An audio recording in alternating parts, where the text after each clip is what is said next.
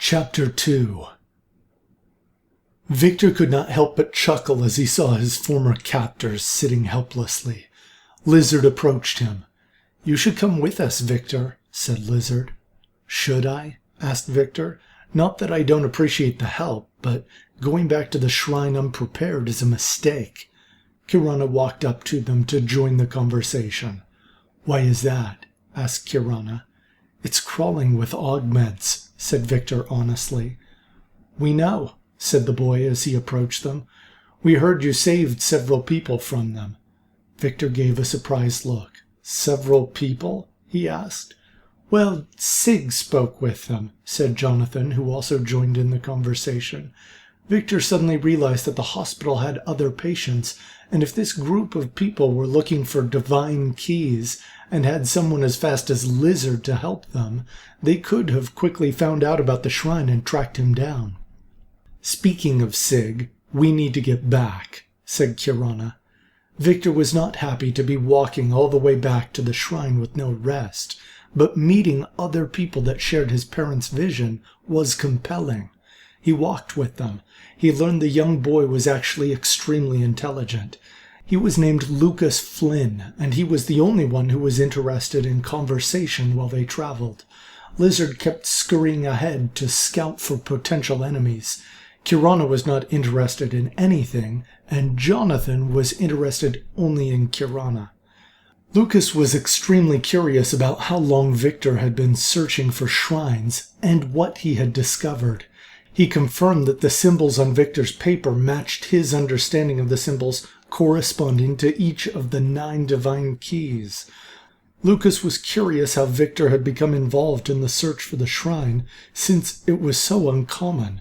Victor was hesitant to talk about his parents and the attack of the augments, and Lucas stopped pressing. At length they came to a camp in the woods. There they met Sig, who was an extremely large man. He was about 7 feet tall and extremely muscular. He had a huge smile on his face. Similar to many who traveled outside towns, he had a long dark coat, similar to the one that Victor wore, only it was much larger. He appeared to have several guns on his back and in holsters on his belt under his open coat. His dark hair was slightly wavy and his eyebrows were quite thick. His eyes had a silver-gray color. In fact, if he were not smiling so widely, Victor thought he could be the most intimidating-looking man he had ever seen. It probably added to his image that he was standing next to a heap of bullet-riddled augment bodies. "I couldn't save any of them," lamented an elderly man from behind another tree. He was a slender man that was only about 5.5 feet tall.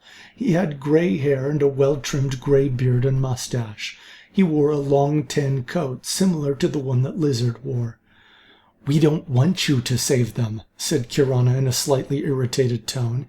"You remember how they rushed at us with guns blazing, saying we didn't deserve to survive?" "Life is precious," reprimanded the elderly man. "You may be more comfortable killing them than smiling at them, Kirana, but—" "Let me guess, Doctor," interrupted Kirana. "Everyone has a purpose. Everyone is important." "Everyone does have a purpose, and an important purpose," said the old man. "Don't speak so lightly of it." "What is the purpose of life for augments that enslave children?" asked Kirana coldly. "Don't oversimplify things," said the doctor. "Just because you and I cannot see an immediate purpose does not mean there is none." "Maybe Dr. Young is right," interjected Sig. "Though the augments here are slavers, in spite of their cruelty, we discovered the kindness of our new friend." Sig looked at Victor and smiled. Victor gave a blank look. "You're obviously tired," said Sig to Victor. "Have a seat." Victor slumped down in the snow. Dr. Young brought some jerky, into which Victor eagerly bit. "Kirana probably marched you here faster than she should have," said Dr. Young. "You look like you haven't slept in days." "He's okay, though," said Kirana. She looked at Victor. "Aren't you?" "Yeah," replied Victor. "Exhaustion and hunger are preferable to being sold into slavery." "Sold into slavery?" exclaimed Sig.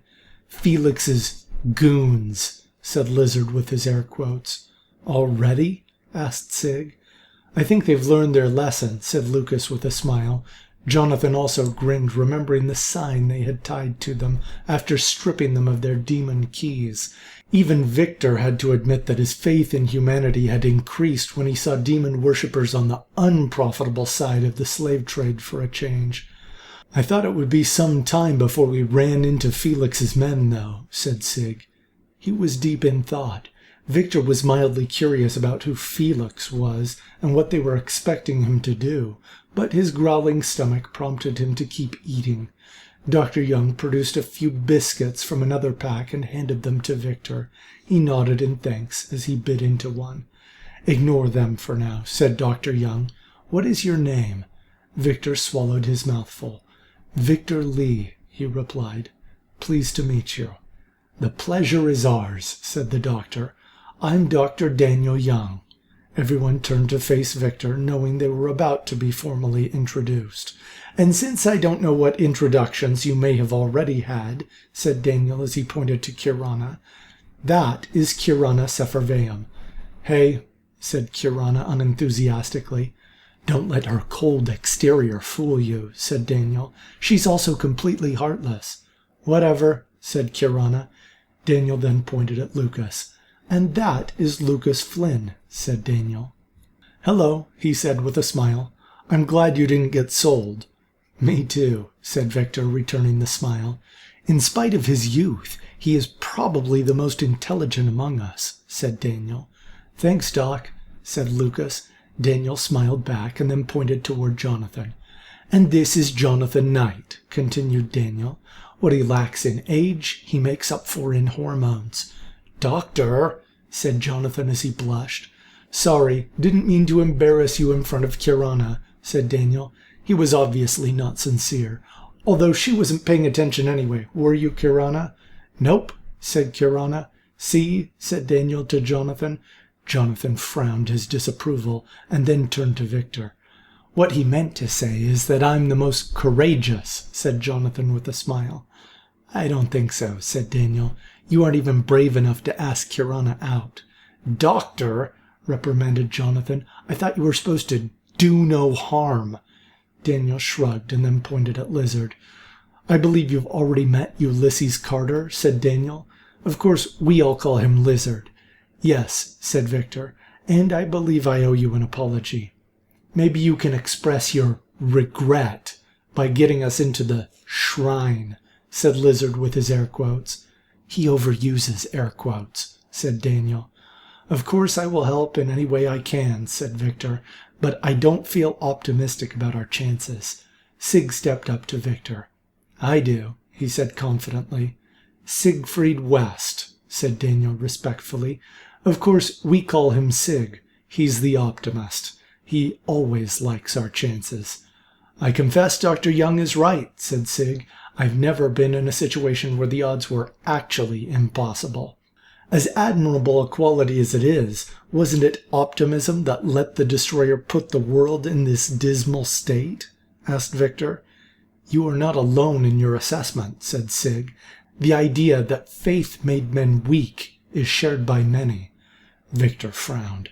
When you say it like that, he started. Like what? Asked Sig. I'm not like the augments, explained Victor. I don't believe in survival of the fittest being the only law. Good, said Sig. I am saying that we need to be realistic, clarified Victor. Sig laughed. Fine, said Sig finally. What would you say is the most realistic approach to getting in? Victor paused and thought for a moment. Realistically, he said at last, we don't even know there's anything left in the shrine that is worth risking our lives for. I do, said Sig confidently. Victor shook his head. Were all these people so brazen? He wondered if maybe this was the purpose of Kirana's indifference. Perhaps it was pointless to reason with them. What makes you say that? Asked Victor. We may not look like it, said Sig, but we've traveled quite some distance, from the hot zone to the cold zone. And you've found something about this shrine? Asked Victor curiously. We did, said Sig. Normally, the key would always be on the person of the key bearer, but before the destroyer came, the guardian of the key of origins put their key into hiding. Wait, interrupted Victor. You know which key is tied to this shrine? Sig drew a symbol in the snow that corresponded to the one that the boy Stephen had identified on Victor's paper. That's the symbol of origins, explained Sig. The other key bearers sealed it in a vault in this shrine. I don't know how much you've heard about the divine keys, but the key of origins gives its bearer power to know the sources and types of the other keys. Still, said Victor doubtfully, how do we get in? With the number of people in our group, if we come with enough firepower, we should be able to get in easy enough, explained Lucas. Everyone became more attentive as he prepared to lay out his strategy. When they see our efforts, they will only feign resistance in the hopes that we will retrieve some treasure, said Lucas. Our real challenge will come when we try to leave with it. That's the way many of these augments are becoming, observed Sig. The fittest are the most opportunistic. Based on what we've seen, continued Lucas, this augment colony is most likely the 3-echelon variety. The lowest echelon contains fodder, which is still dangerous in terms of numbers and weapons. They will have minor modifications like weapons for arms or minor speed augmentations. They also may be armored. Victor thought back to the augments that he had hunted. He had never really thought of categorizing them. For being so young, Lucas really was quite intelligent. The next echelon is more difficult to deal with, said Lucas. They typically serve as guards or special forces for the most powerful augments. They are frequently sensor types. They will provide intelligence about size, strength, position, and weaknesses of any opponents, depending on whether they have modified vision, hearing, or other types of modifications. Victor had encountered augment special forces before. The ones he had seen had mechanical eyes that allowed them to see very far and in practically no light. Victor had constructed a rocket artillery explosive that allowed him to be behind cover when he fought them. They saw the weapon coming, but they could not get out of range. Fortunately for Victor, the heads were undamaged enough that identification was confirmed and payment was made. The highest echelon in the augment hierarchy makes decisions, and is typically considered to be the fittest because they have the most sophisticated and powerful augmentations, said Lucas. Epsilon 41, said Victor. Lucas paused, waiting for clarification from Victor. That's his name, Epsilon 41. Apparently he prides himself on something he calls his absolute defense. There is no absolute defense, said Kirana with a surprising amount of emotion. Victor waited for clarification for a few moments, but it soon became apparent that she would not offer any. His defense is in the form of a giant steel ball, said Victor. So he sacrifices awareness for protection, observed Lucas.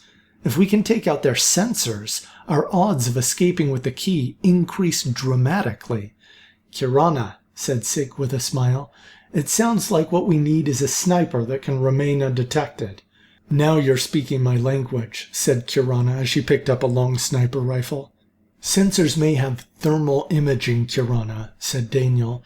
In the cold, even your stealth skills may not be enough to keep you hidden. I'll be fine, said Kirana. Don't I'll be fine me, scolded Daniel. Your life is precious. Take this. Daniel handed her a reflective blanket from his bag. It should prevent heat from escaping even in this temperature. You should also cover it with snow. Kirana offered a forced smile. Thanks, Doc, she said. And if you're in a pinch, continued Daniel, don't hesitate to get out of there. Yeah, like she'd do that, said Lucas sarcastically. Kirana is way too good to need to run, said Jonathan enthusiastically. They don't stand a chance against her. I appreciate your confidence, said Kirana with a more genuine smile. Jonathan grinned widely as Kirana went to stock up on ammunition. After a few moments, he leaned over to Lucas and whispered something in his ear. No, said Lucas in response, If she thought that, she would have said, "I appreciate your confidence, Jonathan. Let's make out on a regular basis." Jonathan turned red as Sig, Daniel, and Lizard burst out laughing. Victor chuckled in spite of his sympathy for Jonathan. Kirana had undoubtedly heard, but she showed no expression at all. "No radio communication," said Kirana. "That means you too, Lizard." "Right," said Lizard. "I'll let you do your thing." "Now that was actually a good use of air quotes, Lizard," said Daniel sincerely. "Thanks," said Lizard with air quotes. "And that wasn't," said Daniel with exasperation. "Never mind." "So our job will be to make a big scene going in," said Lucas. "That should allow Kirana to find a good spot for cover. After we get the key, we rush out, plant explosives on the exterior, and Kirana hits those as well as any enemies that pursue us." After agreeing to the plan, they all turned to the pile of weapons and ammunition that Kirana was picking up. Soon enough, Victor had clips full of bullets ready to go. It was Lizard's job to carry the explosives, which must have been why Kirana had emphasized she did not want radio contact from him, even about the position of explosives. Jonathan stuck with his swords. Lucas had his shotgun and a small rifle that he carried, and he also took some explosive clay. Daniel had a pack without weapons, obviously concerned only with feeding the hungry and healing the injured. Slowly they began to make their way to the large stone doors of the shrine. Sig pulled out his highest-powered rifle and dispatched the 2 guards next to the door. Lizard scurried with his incredible speed and placed explosives on the door. After scurrying back, Lizard turned and fired a pistol at his charge. The explosion threw stone chunks all around, and they began carefully making their way to the entrance with weapons drawn. Suddenly a horrible screeching noise came from deep within the shrine. Victor remembered hearing something similar when Stephen and his sister Julie had fled from this place. There were dim flickering lights within the halls of the shrine. As Lucas had predicted, they only encountered a few guards that were easily defeated. They passed rooms packed with mechanical parts, which were undoubtedly used for enhancing augments. There were chambers filled with wide-eyed slaves who were unsure what to do about the intruders. Sig punched a gate and slid it open, allowing them access to leave. "Get some clothes first before you try to leave," said Daniel. "It's very cold and dark outside." He tossed a small bag of food and supplies to the prisoners. "I wish I had more." The slaves began to open the bag and give the food to those that were starving. They continued through the halls, passing large forges where glowing metal was pounded into components for parts or tools. Victor fired a few shots at the augment guards that leapt toward them, quickly killing them. Victor was impressed by Lucas's assessment of their tactics. There were very few guards attacking them. The echoing of a shriek filled the chambers again. It made everyone look at one another nervously. Sig finally smiled and encouraged everyone forward. After passing the slave chambers and the forges, the group began to notice the stonework. Ancient regal-looking pillars adorned spacious halls. Signs and symbols of old times decorated the walls and ceilings. Large maps of old continents such as Asia and Africa, and oceans such as Pacific and Atlantic, while faded, could still be seen on the floors. Lucas seemed especially impressed by the wealth of knowledge that appeared all around them. Of course, not all of the impressive inscriptions and paintings had lasted. There were also chunks of missing rock that had undoubtedly been removed by the augments to clear a path for tubes, wires, and pipes that snaked between rooms. Victor wondered what the purpose of this place had been. He wondered if his parents had seen these images, and if they had been as impressed and inspired as he felt. It seemed almost as if he were looking through a window to another time. For a moment, the horrors that the destroyer had wrought on the earth seemed less powerful and permanent. Victor shook his head to maintain focus on their task. After wandering for what seemed like an eternity, they came to a chamber with a large round door. The door had been carved with the symbol that Stephen had identified on Victor's paper. The one that Sig had said was the symbol for the Key of Origins. "I'm guessing if it could have been blasted apart, the augments would have done it," said Lucas to no one in particular. "What do we do, then?" asked Lizard, who was disappointed he would not be using explosives here. The group paused and looked around. Finally, Lucas came up to the massive door and put his hand on it. To his surprise, the engraved symbol began to glow at his touch.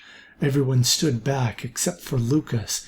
The ground began to shake, and the great seal began to slide to one side, opening the way to the vault behind it. Dust flew out in a large cloud, causing everyone to cough and choke.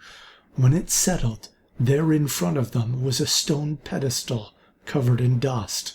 Sig shined his light on it to reveal a dusty key on a chain. "That's it," said Sig with a grin. He rushed to it and picked it up. He blew the dust off of its surface, revealing a mirror-like finish to the metal key. It was beautiful. Everyone paused as Sig held it, waiting for something to happen. Eventually, Sig looked at it more closely. "Maybe it isn't it," said Sig. "Isn't something supposed to happen when it is picked up?" "Let me see it, Sig," said Lucas. Sig shrugged and dropped the key into Lucas's open hands.